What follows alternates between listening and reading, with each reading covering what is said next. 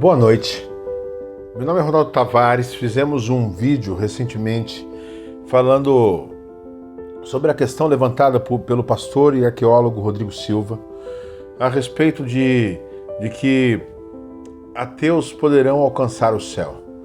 Fizemos um vídeo sobre isso, mostramos que isso será possível porque existe um texto central na Bíblia que fala em Atos 17:30 que Deus não leva em conta o tempo da ignorância, até aonde a graça pode alcançar as pessoas pela ignorância. Qual o significado de ignorância? Depois vocês podem entrar no vídeo, acompanhar, está lá no Facebook, pode também ir pelo YouTube, a gente vai apresentar o canal aqui e vocês podem assistir outros vídeos, muitos outros serão feitos. Esse aqui eu fiz porque as pessoas me solicitaram para dar continuidade sobre temas parecidos com esse, e eu quero dividir com vocês hoje a respeito do primeiro tema sobre justificação pela fé. E eu quero colocar uma questão aqui, a priori, para que você medite na Bíblia. Por que estudamos a Bíblia? Há contradição na Bíblia?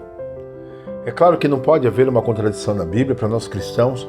O sola Escritura, somente pela Escritura, é uma coisa que tem muito valor, por conta de que a fé vem pelo ouvir e ouvir a palavra de Deus, e sem fé é impossível agradar a Deus. Então, se sem fé não podemos agradar a Deus, e a fé vem pelo ouvir a palavra de Deus, e nós somos justificados pela fé, temos um entendimento aqui, que a Bíblia traz a fé genuína para que essa seja um meio pelo qual consigamos encontrar a salvação que só há em Cristo Jesus. Veja bem, não é a fé que salva, mas é a fé que nos conduz à salvação. É um grande resultado do Espírito Santo no ser humano. A fé é um fruto do Espírito. Agora veja, falando-se de contradição bíblica ou de aparente contradição, gostaria de fazer uma pergunta a você agora. O que você acha do livro de Tiago, no capítulo 2, versículo 24, com relação a Romanos 3:28? Lá em Romanos 3:28 diz assim: somos justificados pela fé sem as obras da lei. E aí quando você abre o livro de Tiago, vai no capítulo 2:24, lá diz assim: somos justificados pela fé e também pelas obras. Será que há uma contradição entre Paulo e Tiago? Lutero costumava dizer que o evangelho de Tiago, justamente por não entender isso, era o evangelho de palha. E mais tarde ele acabou entendendo e trouxe a ideia do que é relação vertical e horizontal mediante os dois livros. Vou explicar já já o que é isso. Quero primeiro partir para Romanos 3:28 e explicar o contexto de Romanos. Romanos era um livro escrito aos romanos já convertidos ao cristianismo, que também, antes disso, também conheceram o judaísmo, a circuncisão. Então era um povo completo com relação às outras igrejas, era um povo especial.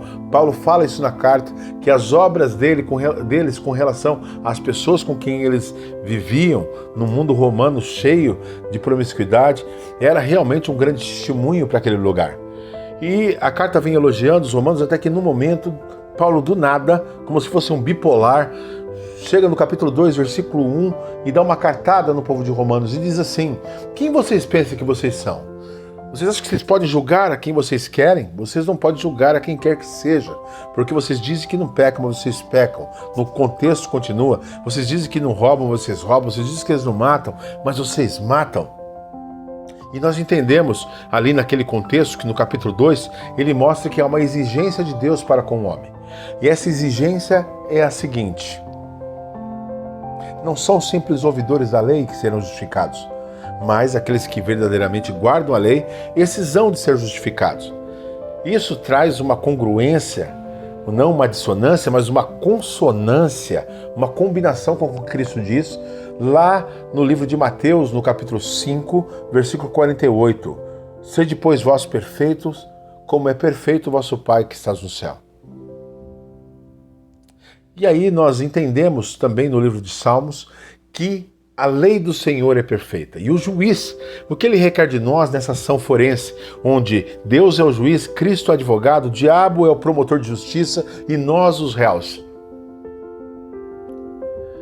Como que nós somos julgados dentro desse métier jurídico universal e quântico? Bom, vou tentar explicar. O juiz, ele quer que nós cumpramos a lei. Cumpramos em que nível? Cumpramos de maneira perfeita, que nós não venhamos a pecar, desde quando nós nasçamos sem pecados e vivamos por toda a vida com perfeição. É claro que isso é impossível, porque Davi disse que nós somos concebidos em pecado no ventre da nossa mãe.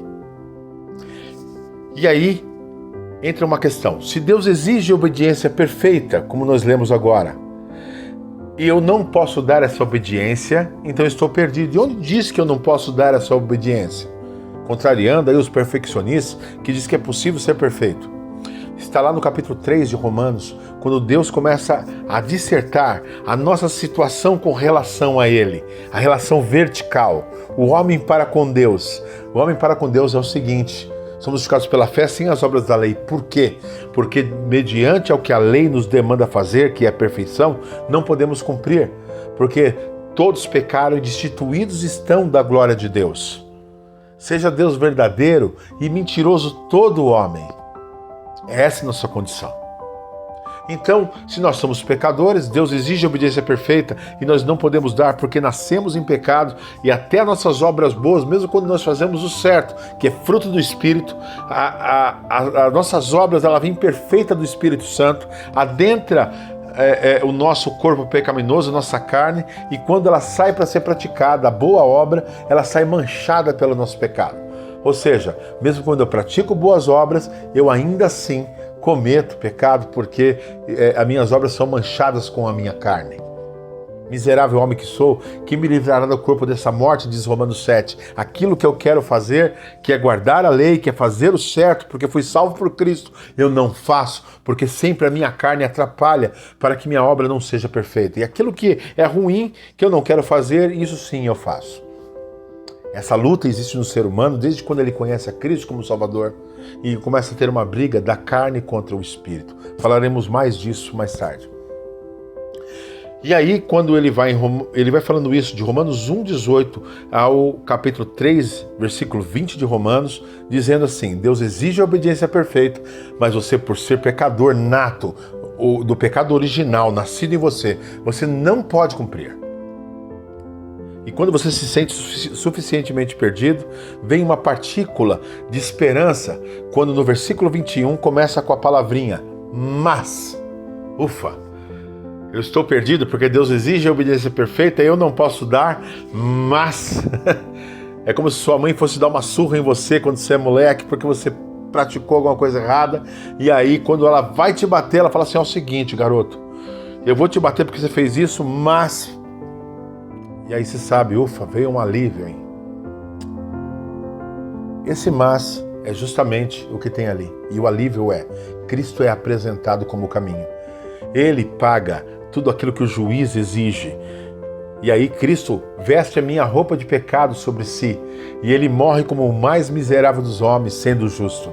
E eu, sendo injusto, recebo a roupa mais alva do que a neve, a justiça de Cristo sobre mim. E sou visto por Deus como o mais justo dos homens. Portanto, ser justificado não significa ser justo de fato, mas significa que nós somos tratados como justos, apesar de nós não sermos. Essa é a relação vertical, o homem para com Deus. Somos justificados pela fé, sem a nossa própria prática das obras. As nossas próprias obras, mesmo sendo consequência de uma vida de salvo, elas são imperfeitas, manchadas pelos canais corruptos humanos, e por isso elas não podem salvar. E aí vem Tiago 2,24, que rapidamente eu explico para vocês. Tiago 2,24 diz assim: somos justificados pela fé e também pelas obras. Por quê? Porque ali há uma relação do homem para com o homem. Diante de Deus, somos justificados pela fé sem obras, porque Deus considera as obras de Cristo para nos salvar. Mas em Tiago, diante dos homens, as nossas obras, depois de salvo, as nossas obras são consequências que levam as pessoas a entenderem que nós estamos ligados a Cristo. E elas podem ser, pelo nosso testemunho, pelo Espírito Santo que nos conduz na boa obra, nos mostrar para essas pessoas que a salvação, que há salvação naqueles que seguem a Cristo. Porque, como consequência, as suas obras são mostradas como testemunha. E como que diz isso lá? Assim: Mostre a sua fé sem obras, que eu mostro a minha fé pelas minhas obras. É uma relação do homem para com o homem, portanto, uma relação horizontal, do homem para com o homem, de Deus para com os homens, uma relação vertical. Relação vertical, justificados pela fé, sem obras, o homem para com Deus, Romanos. Tiago 2,24, uma relação horizontal, somos justificados pela fé e também pelas obras.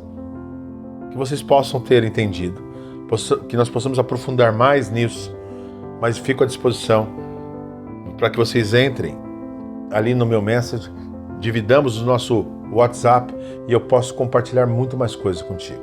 Que Deus abençoe e hoje é um dia especial, um feliz sábado a todos vocês. Deus abençoe.